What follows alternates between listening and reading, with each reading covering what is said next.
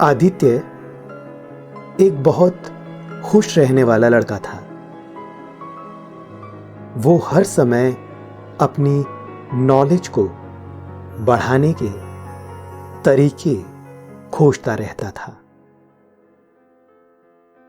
उसे तरह तरह की चीजें जानना और घूमना फिरना बहुत पसंद था। इसीलिए वो ट्रैवलर बन चुका था। उसका सपना था कि पूरे भारत का दर्शन करे। इस देश की सुंदरता के साथ साथ अलग अलग संस्कृति और सभ्यता को जाने, समझे और अपने अंदर उतारे। वो इंसान की औसत उम्र को बढ़ाने के लिए भी नए नए खोज करता रहता था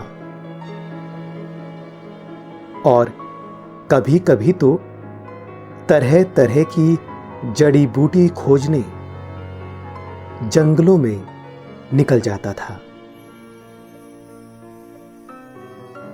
एक दिन उसे एक आदमी मिला जिसने उसे बताया कि बनारस में एक स्वामी सहजानंद रहते हैं जिनकी उम्र 125 साल है।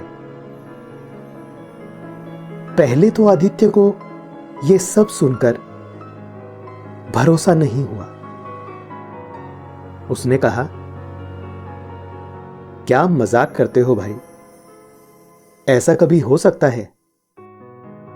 मैं भी आयुर्वेद जानता हूं, पर ऐसा तो जड़ी बूटियों से भी संभव नहीं है।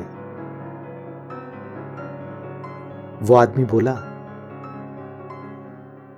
भाई, जब तक हमें किसी चीज का पता ना हो तब तक वो असंभव है, और जब पता चल जाए तो संभव हो जाती है।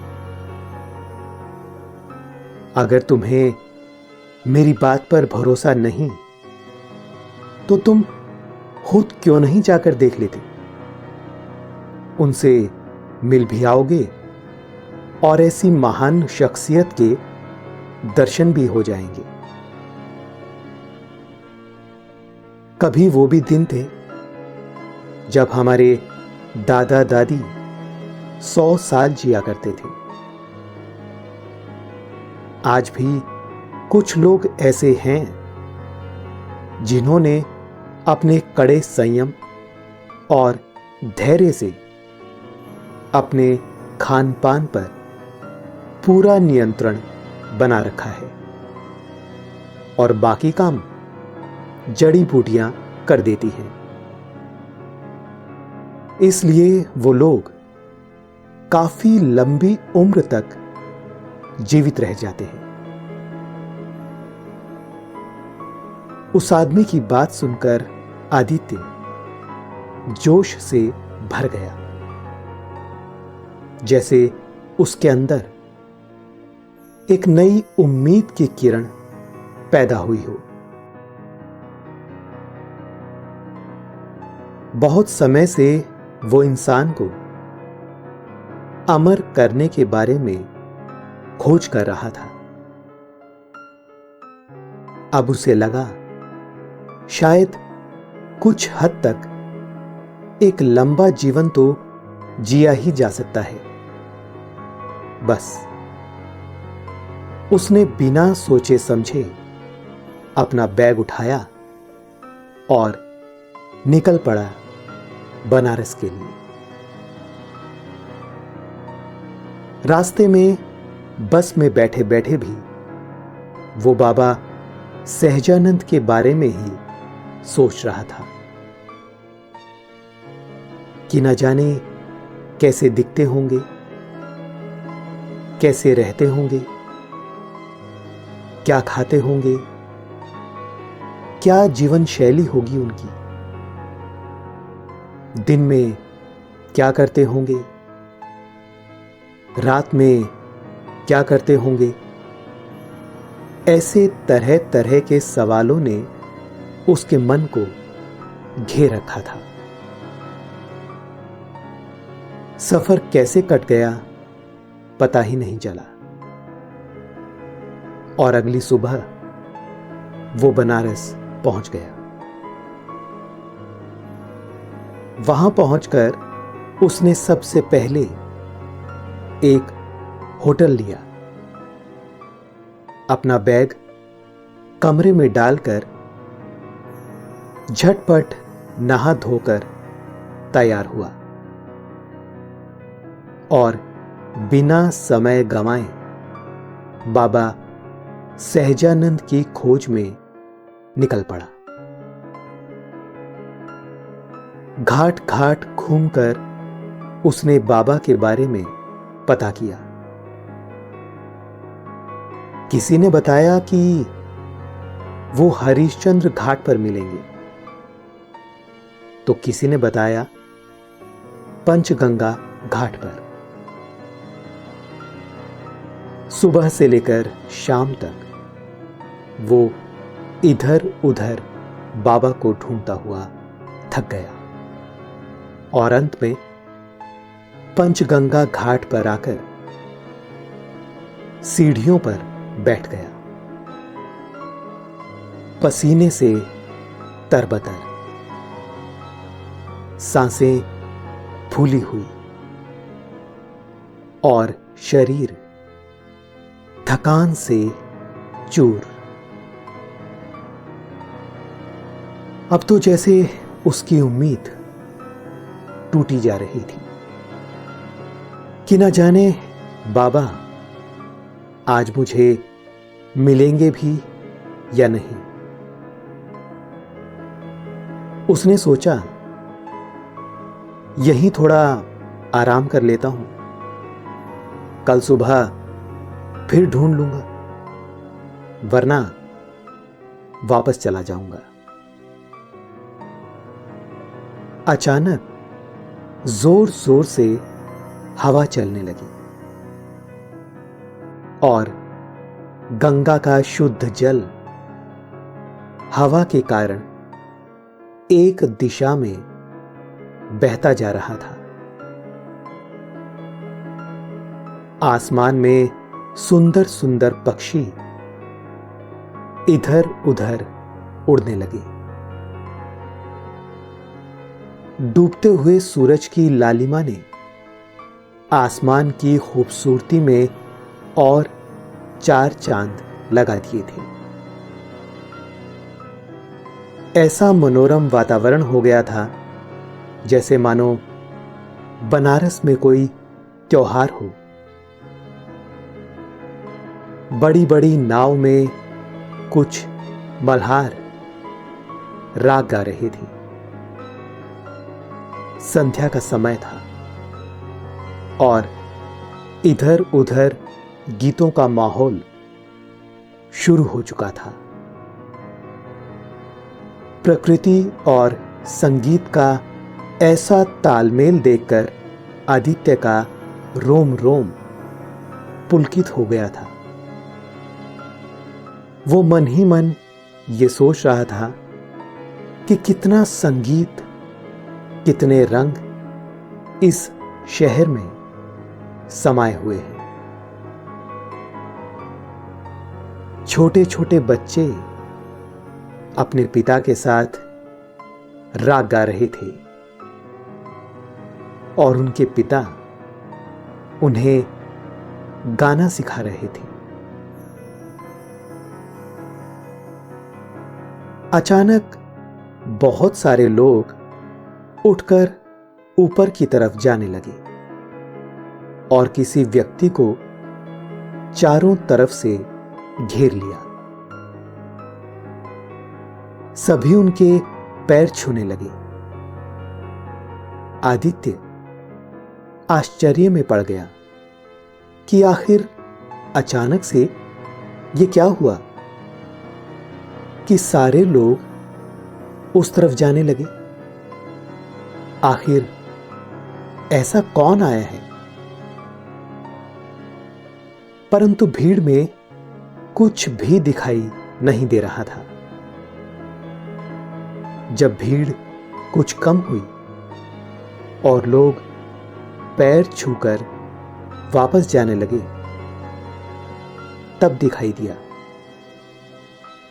कि एक तेज से भरा हुआ चेहरा और अजीब सा आकर्षण लिए एक व्यक्ति आदित्य को देखकर मुस्कुरा रहा था।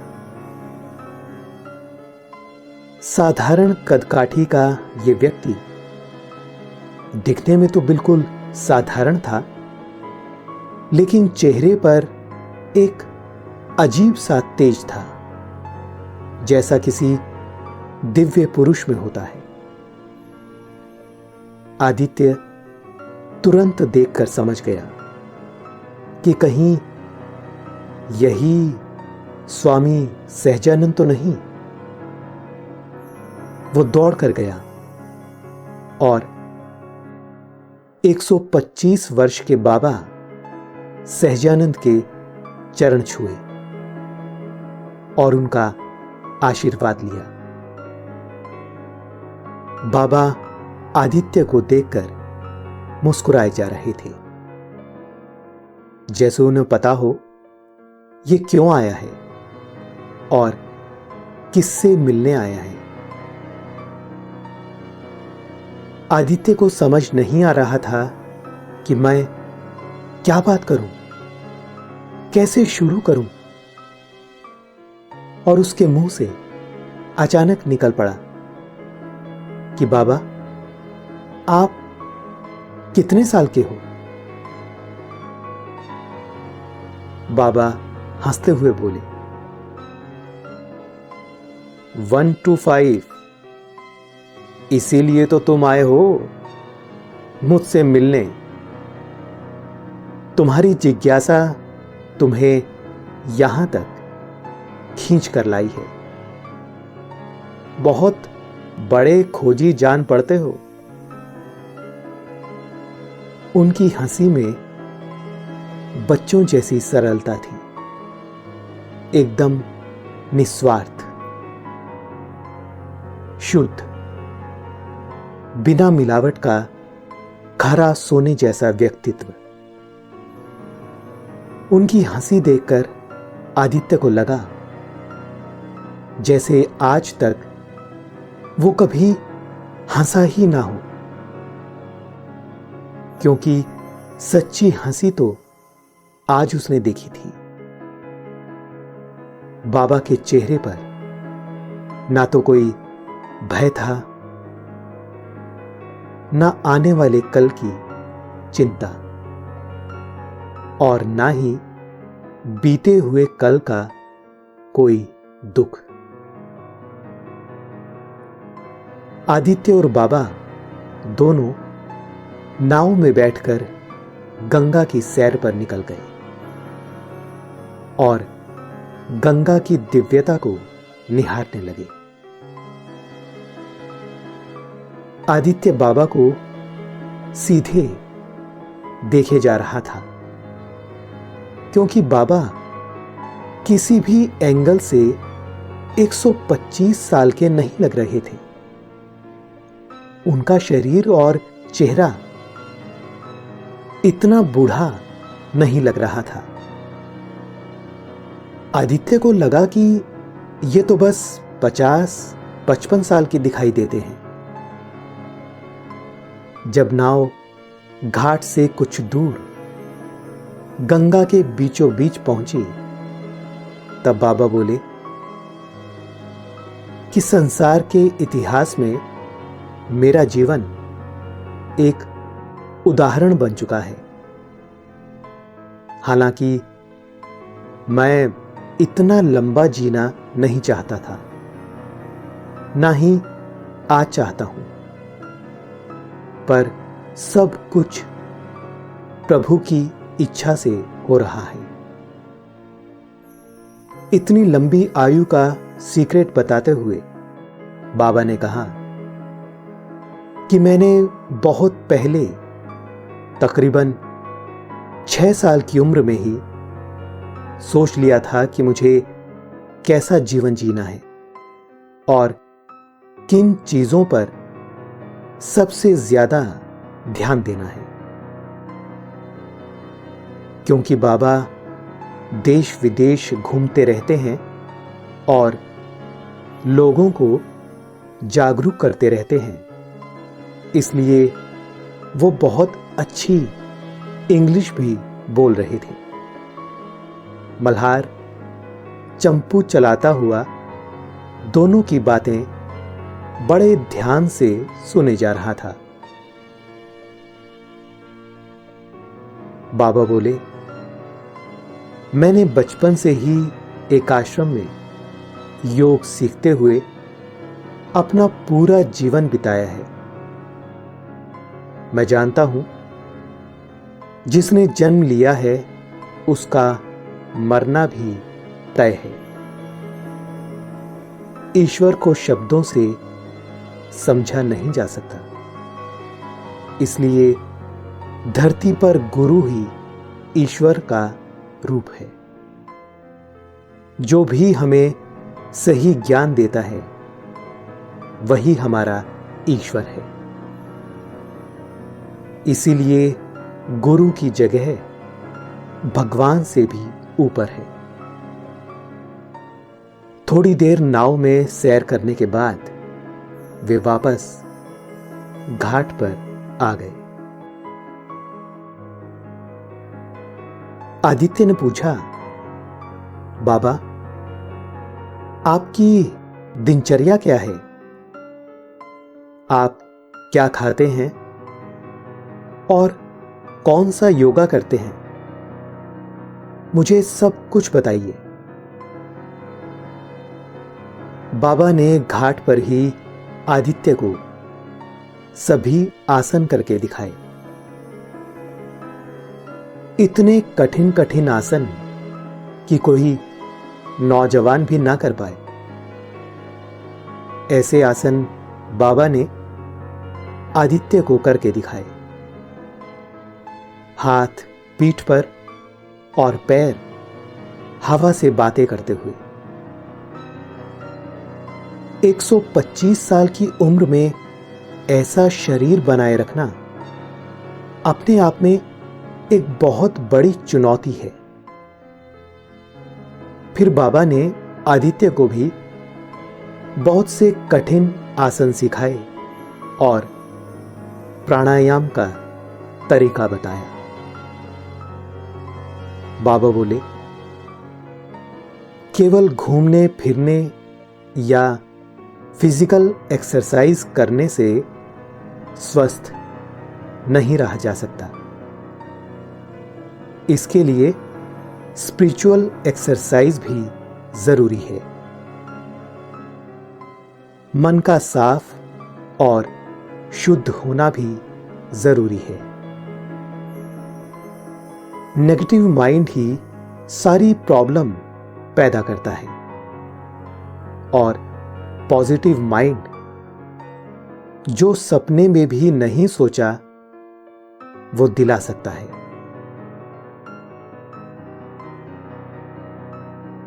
गुड कर्मा इसमें बहुत हेल्प करता है। उससे मन साफ रहता है और काम में लगा रहता है। अकारण किसी को परेशान ना करना और हर इंसान को एक ही नजर से देखना, ये सब चीजें योग के साथ मिलकर शरीर की आयु को बढ़ा सकती हैं। क्योंकि योग अंदरूनी खुशी और शांति देता है। बाबा आदित्य को अपने आश्रम की तरफ ले जाने लगे और रास्ते में कुछ और सीक्रेट आदित्य को समझाने लगे। दोनों बनारस की सुंदर गलियों से होते हुए गुजर रहे थे। एक के बाद एक सुंदर सुंदर घाट और मंदिर उनके रास्ते में आ रहे थे। बाबा बोले, मैं बहुत ही साधारण भोजन करता हूं, केवल सात्विक भोजन, जैसे 2 रोटी, दाल और सब्जी, जिसमें ज्यादा मसाला नहीं होता। बाबा ने बताया, बॉडी और माइंड दोनों आपस में जुड़े हुए हैं। जहां हमारा मन है, वहीं पर हमारा शरीर है। जैसा मन वैसा शरीर। लेकिन इस तालमेल को आज तक कोई समझ नहीं पाया। जो समझ जाता है, वो अपने अंदर ही उस परमात्मा के दर्शन कर लेता है, क्योंकि हम भी उसका एक छोटा सा हिस्सा है। मैं इस जीवन में पैसा कमाने के लिए नहीं आया हूं। हम इस जीवन को भरपूर जीने के लिए, इसके सारे रंग देखने के लिए, पल पल को आनंद मगन होकर जीने के लिए आए हैं। यहां पैसा नहीं, ज्ञान कमाना चाहिए, क्योंकि अंत में वही तुम्हारी रक्षा करेगा। बाबा बार बार एक ही मंत्र बोले जा रहे थे, no desire, no disease, no depression. इसी सेल्फ कंट्रोल की वजह से मैंने इतना लंबा जीवन जिया है। अगर तुम सेल्फ डिसिप्लिन रखते हो तो तुम एक लंबा जीवन जी सकते हो। और तुम क्या, हर कोई जी सकता है। हर इंसान में बाबा सहजानंद जैसा जीवन जीने की काबिलियत है। बस जरूरत है थोड़े ध्यान, धैर्य और मेहनत की। बाबा ने एज इज जस्ट नंबर की फिलॉसफी को सच कर दिया था। Guinness book of world records बाबा को बहुत जल्द longest living man of earth का खिताब देने वाली है।